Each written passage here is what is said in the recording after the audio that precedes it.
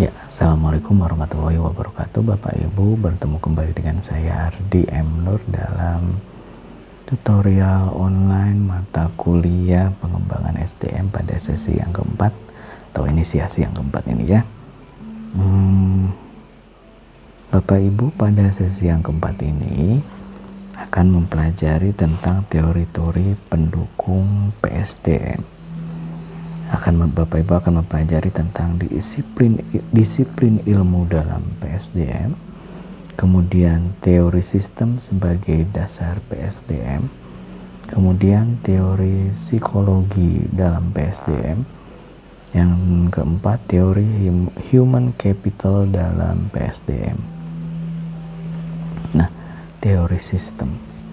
Jadi Bapak Ibu dalam coba bayangkan sebuah sistem, misalnya contohnya cirinya sistem itu saling terhubung, berfungsi, saling terhubung, dan kemudian ada hal-hal yang yang disebut bahan bakarnya.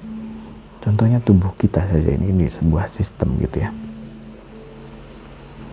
Dalam sistem ini kita harus pahami fungsi-fungsinya apa saja. Apabila tubuh ini ada organ yang bagian dari sistem, misalnya tangan ini sebagai organ, dia tidak berfungsi, maka sistem dari tubuh ini dia tidak akan bisa optimal, sehingga ada hal-hal sesuatu yang harusnya dia bisa lakukan tapi tidak bisa. Misalnya, jadi misalnya kalau makan, orang yang tidak kidal, dia biasa dengan makan tangan kiri kanan, kemudian ada terjadi sesuatu sehingga tangan kanannya tidak berfungsi, dia akan mempunyai kesulitan dalam mengerjakan sesuatu yang biasa dilakukan oleh tangan kanan ini.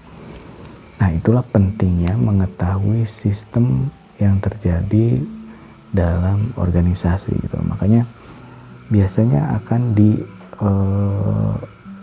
kalau dalam perusahaan atau organisasi itu dibuat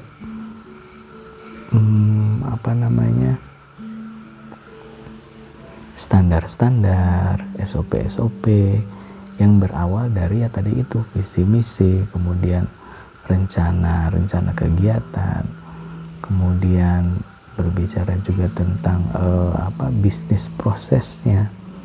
Ini bagaimana sih bisnis prosesnya gitu? Bagaimana sih tangan ini bisa berjalan kan gitu?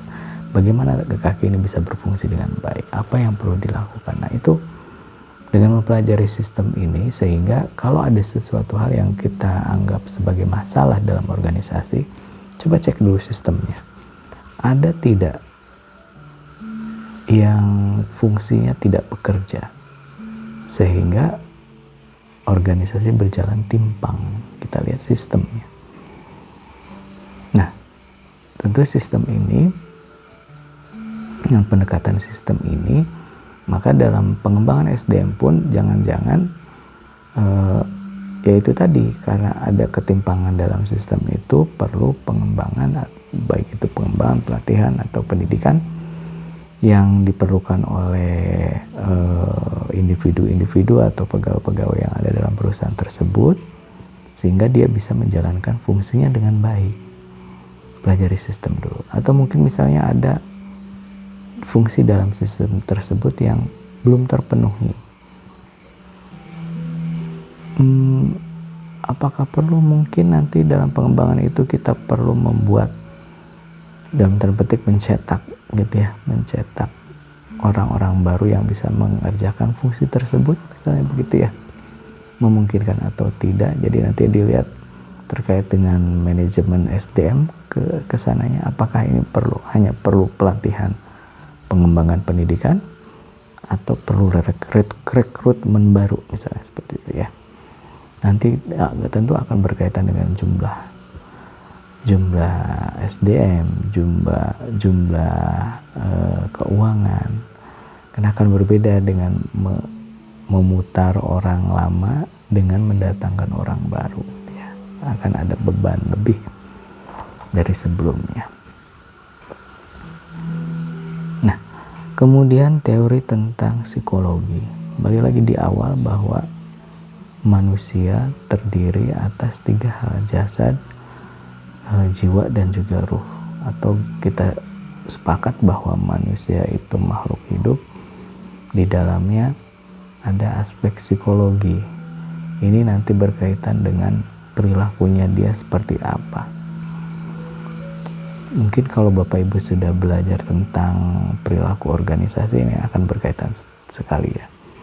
Jadi nanti terkait dengan motivasi, terus kemudian tentang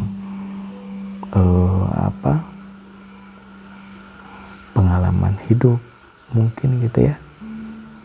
Mungkin saja ada pekerja atau anggota-anggota organisasi yang membawa pengalaman hidup yang tidak enak di